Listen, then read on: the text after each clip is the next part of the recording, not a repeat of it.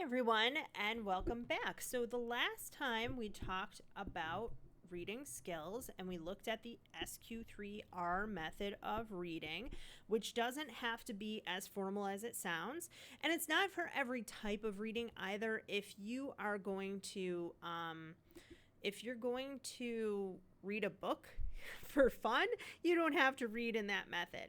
It's really meant for college classes to help you study, to help connect your ideas that you're learning to the ideas that you learned before, and to see how it'll be relevant going forward, as well as passing that test. So, today we're going to talk about a few other important points about college reading, and then we'll get into note-taking later. So, let's get started. The first tip is to plan.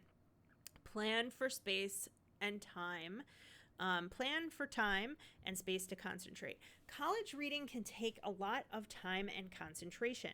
You really do need to schedule your study time, and the environment is incredibly important. Now, here's the thing. The environment will change for every person. For example, when I do work, I'm a morning person. I have a garden. We kind of live on what we're trying to turn into a farm. So I have to get up at 5 to do the farm chores. I have to get eggs, and then I have to water the orchard, which is small but still there, water the garden, all of those kind of things. Then after that, I have breakfast, and then I'm really wide awake, right? Because I've been doing work. So I like to do work really early in the morning, but I like to be comfortable. I like to be in a nice squishy chair or on my couch, or even maybe laying in bed with my laptop to do grading. My brother, when he studies for his classes, he has to be very upright in a hardback chair so he doesn't fall asleep, with very bright lighting in a completely quiet spot.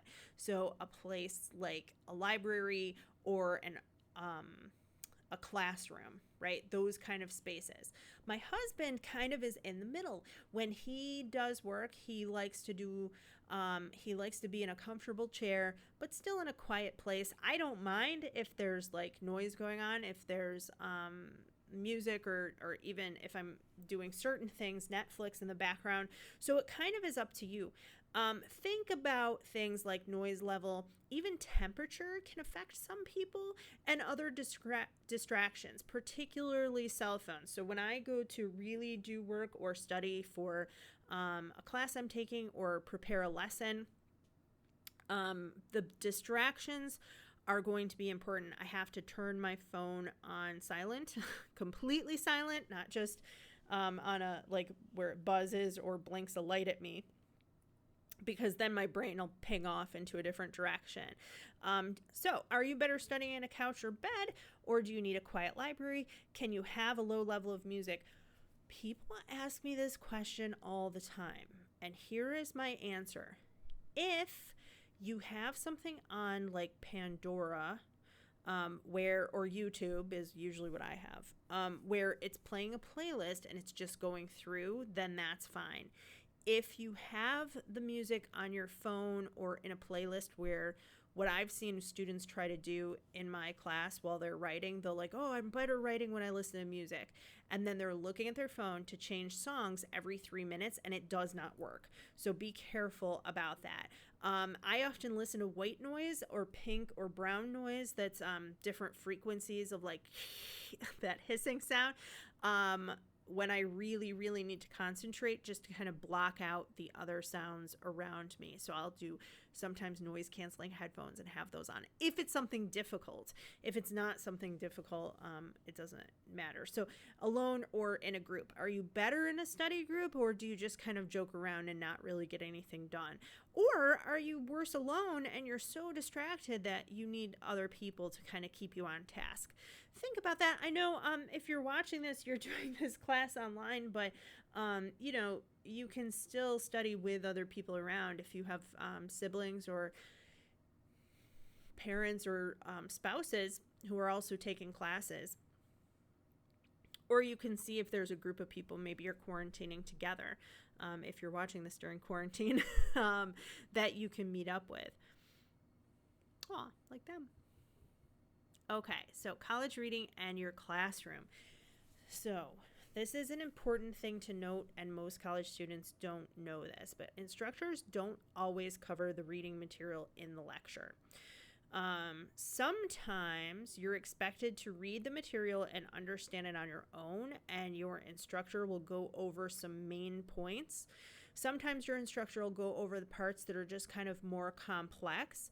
And sometimes they won't even address the book at all. They'll just tell you read chapters 1 through 10, and their lectures are kind of on other points in the book. So what I found with people that I advise when this happens, because obviously the English class isn't quite like this, right? We're talking about things like history, or we talked last time about psychology, biology, things of that nature. You really, if you don't understand it, need to go and get tutoring or need to talk to your professor and ask for help. But don't, just because they're not going over it in class, don't skip doing the readings, because if they're asking you to do the readings, chances are you're going to do a project on them, or you're going to take a test on them later.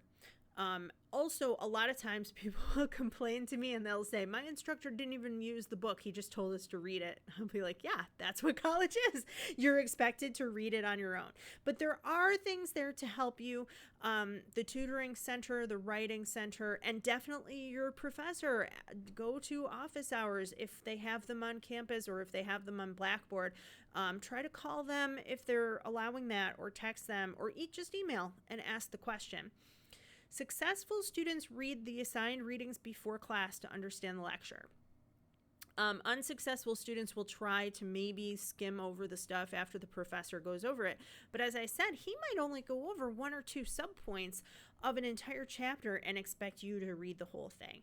The other thing too is, if you read it on time when you're supposed to, then you can ask questions in class. And you really shouldn't be afraid to ask questions, because that's what learning is about. Learning is about asking questions and finding answers.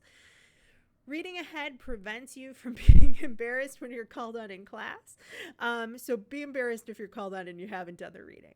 But don't be embarrassed if you have a question about it that you didn't really understand, because chances are if you didn't understand it, there's probably 5 other people in that room who also didn't understand it. When somebody asks me a question in my class, I'll say, did anybody else have that same question? And usually 5 or 6 hands will pop up. Other strategies to help improve your reading: positive attitude, accountability, pace, breaks. Yes, it's hard, the little bookworm there. It can be hard to have a positive attitude, especially if you're taking an online class and you're doing this on your own. It's a lot more reading and a lot more of watching videos than, interaction and participating. So think about what you can be thankful for. That's what I try to do. Okay, this is a ton of reading, but at least I know a little bit about this subject. Or, hey, I'm kind of looking forward to learning about this subheading of ethics that I never knew about before. Or whatever the case may be. What can I learn from this? And if it's very frustrating, the positive attitude says, well, it's frustrating. I don't understand it, but maybe I can get help. Maybe I can ask questions. Maybe I can find a YouTube video that explains it to me. Pace yourself. Don't try to cram. If you have 1 week where you are assigned 200 pages of reading, make sure you break that up over a number of days. Know how long that's going to take you, and take breaks if you are reading a longer section. The breaks should be timed if you can, or at least like, hey, my brain's shot, I'm gonna have my lunch and then I'm gonna come back into it. The only thing with breaks is that my problem as a person who does have adult ADD, my problem with breaks is that then I get very distracted. But I do recognize that I need them. People with ADD also have hyper focus, which I definitely do. So I could just read stuff for 10 hours, but then I would be burned out and I probably wouldn't remember half of it. So it's important for me to do that, and I'm sure it is for some of you as well. Shift. What I mean by shift is, look, you have 2 hours to study. A lot of you have spouses and kids or parents that you have to take care of, or jobs, or more than one. So if you only have 2 hours to study a chunk of one subject and then shift over, take a break, 5-10 minutes, maybe 15, and then shift over to studying for your second subject. So I have a business class where I'm going to read about economics for 25 minutes. I have 2 hours to study. That class, I have about 10 chapters to read, so I'm just going to try to read the first part of one chapter. Then I'm going to take a break and then read the second part of that chapter. Then instead of pushing through to chapter 2, I'm going to take another break and I'm going to shift over to my paralegal class. And I'll try to do something for that for the next hour. So breaking your studying up a little bit. Outsource, yes, if you can't understand something, look up words online. There's YouTube videos that demonstrate nearly everything and help explain things. So that's really great. If you don't understand a concept, look it up on the internet. You can do that to build your vocabulary as you go. Usually we build vocabulary in context and have fun.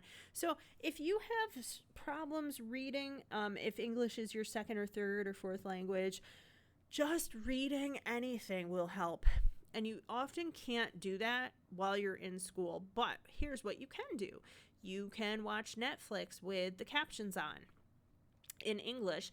You can watch things on Netflix in your original language and have subtitles in English so that you can kind of see the translation a little bit. You can read online websites or magazines or newspapers that are in English. You can listen to a podcast. You can get a book out of the library that might be interesting. And you could even get that as an audiobook if you don't have time to actually read. So there's lots of things that you can do to improve, not just these methods that I'm talking about. Okay, so moving on, taking notes in class. Do your notes for high school classes or even previous college classes kind of look like this? This is just a picture that I found online, but this is legitimately what my notes look like. There's something about algorithms. There's like a software thing. I started taking notes here. This person started rather graphical user interface, and then they started drawing pictures and they just didn't really care, right? Or they crumpled up their notes and whatever. So sometimes people's notes look like that. Sometimes they look okay, but especially if you have a professor where there's not really an outline, they don't have a PowerPoint, and they're just maybe talking to you. They're not putting notes up on the board, or if you're in Blackboard, Collaborate, or however the case may be.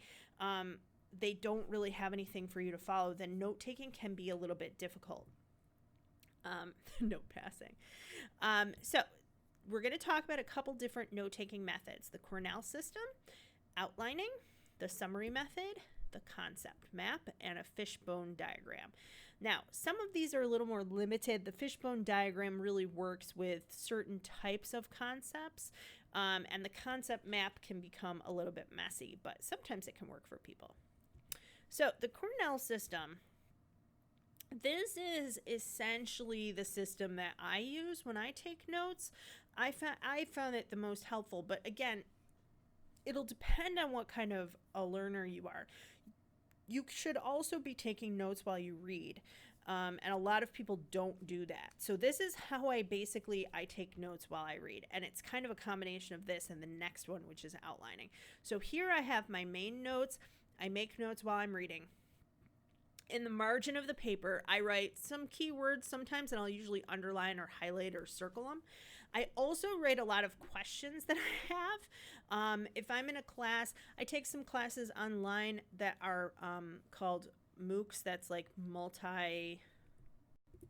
I can't remember what they stand for right now, but essentially it's a very large class where you're not actually having any interaction with your instructor. So my questions aren't so much for the people who are teaching the class as much as they are for me to like look up later and kind of figure out on my own a lot of the time. Sometimes there'll be like a forum where you can talk to your peers, and that can be really helpful too. So, and then I sometimes have a comment on something, and then down here is where you write a summary of what you have learned. Now, sometimes I might have like 2 or 3 pages like this and then the summary at the bottom. But I think that the Cornell method helps because it kind of combines some of the other methods that we're going to talk about. Let's take a look. Outlining. Okay, so this is basically like in that main notes. This is what my notes kind of look like. I have another lecture on how to create an outline, and people often ask more about that. So one here, this is your primary point, then maybe a subpoint, and then a little smaller aspect. So for example, right now I am in a class to improve teaching English as a second language online. Big surprise given what I do. That's a joke. It's not a surprise at all.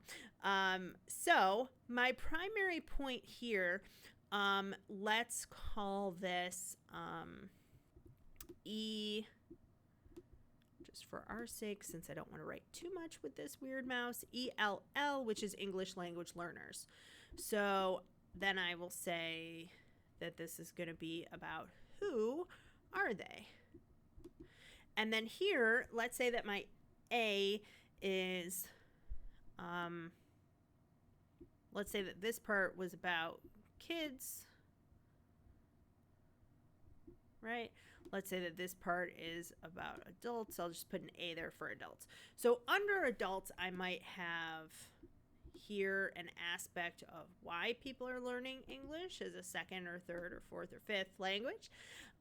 For example, for these aspects, I might put under B, let's say here, I have adults' reasons for wanting to learn. Number 1, new to the United States. Number 2, trying to improve career. Number 3, trying to obtain a college degree. Number 4, better communication skills with family members who were born in the United States. Different things like that, right? Then my second main point might be about teaching grammar, right? So I'm just put a G there for grammar. And this would be like how to teach comma splices and then details about that. So that's basically what an outline looks like.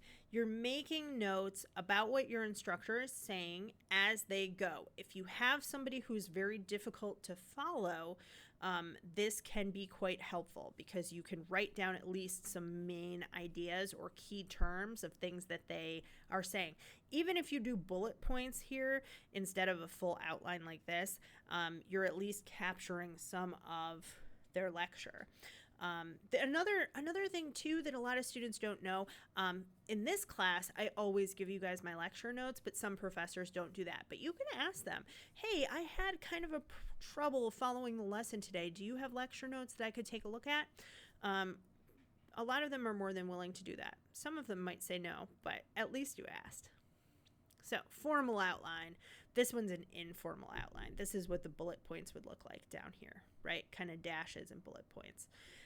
I do one or the other kind of depending on what I'm reading. If there's something that I'm reading where it's all about the same thing, then I'll just do bullet points. But if there's a couple different major points, then I'll do a more formal outline. All right, summary method. You're listening to the lecture for main ideas and how they relate to examples. And yes, if you have a disorganized lecture, what you can do is every few minutes kind of jot down what they're saying and summarize it and put it in your own words. So for this lecture, a summary might be, first, Professor Hall talked about things that affect reading and studying, such as temperature, location, etc. And she gave some examples of how to plan our time. Then she started talking about different types of note-taking methods, right? Including Cornell, outlining, summary, diagramming, and Fishbone. So yeah, you could do it that way.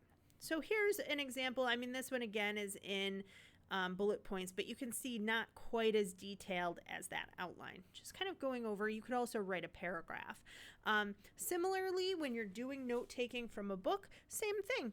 You could outline all of the concepts in the book. You could do the Cornell method for the book. You could just write your notes in the book itself if you're not wanting to sell it back. Or you could, on a separate piece of paper, do a little summary of each subsection of a chapter. Concept mapping can sometimes help. I find it quite difficult, but sometimes this is better for if you're kind of trying to generate ideas, if you're brainstorming about what you want to put in a paper or all of the things that you have to do. But this is a little diagram. Good listeners in a lecture, well, what do? They take notes, they avoid distraction, they get rest. Avoiding distraction means I might have to sit near the front. It also might mean that I have to eat breakfast so that I'm not hungry the whole time, right? This might mean getting up earlier. It might also mean actually cooking. So that might be a little bit more preparation. Taking notes that you can read, they're legible, they're easily read, or summarizing. So you can kind of see what a concept map looks like. If you're a kinesthetic learner, if you learn by moving, a lot of people who are kinesthetic learners are mechanics, athletes, carpenters. I have a friend who's a kinesthetic learner, and they can kind of they love taking things apart and putting them back together, and they were great in sports. And other people who are not like myself don't like this method quite as much. For me, it's messy, and it makes my brain look at everything all at the same time. But for you, it might work. Fishbone diagram. As I said, this really only works with certain things. So the idea is that you put the problem or outcome or main idea here, and then you could put your sub ideas here. So it looks like that.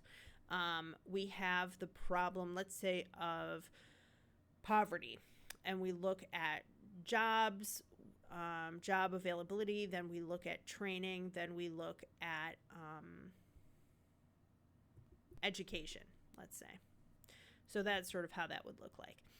Again, some people like it, and I think it could be good in a few notes as you're taking notes, but I think that the other types of note-taking might be better. So, finally, I think that taking notes can be very helpful, and this is why. This is a little diagram of how we learn. So if we only read something, we remember about 10%. If we read it and we hear it, it goes up to a little bit more. If you're watching videos to reinforce that, or again, note-taking would also be in here, and I should have notes. You would remember about 30%. So if you read something, you watch a YouTube video to understand it a little bit better, you take notes on your professor when you're hearing what they have to say, you're a third rather of the way there. If you see and hear it, that goes up to 50%. But it goes up higher when you're writing things yourself, like in a workshop, or you're designing a lesson, you're writing a paper, you're researching a concept on your own, and then maybe doing a presentation and explaining it to the class. That goes up almost all the way. If you're teaching someone and you're modeling and you're practicing, then you remember all of it. So what does that mean for this lecture? Well, that means that if you listen to this and possibly if you read the slides as you were listening, then you might remember 10, 20, maybe 30% of it. If you actually try to put some of these things into practice, you will remember it even more. So I was taught this method when I was in college. I thought it was sort of ridiculous at first. I put it into practice. It actually worked for me, especially that Cornell method. And it's something that I remembered. So, and now I teach it. So I definitely remember when I go to do my own classes, right? Same thing for your other classes. And again, as adults, practice and real life application is important. You don't want to just pass the test. You want to be able to use stuff for the future. So that's all, and I hope to see you guys later. Thanks.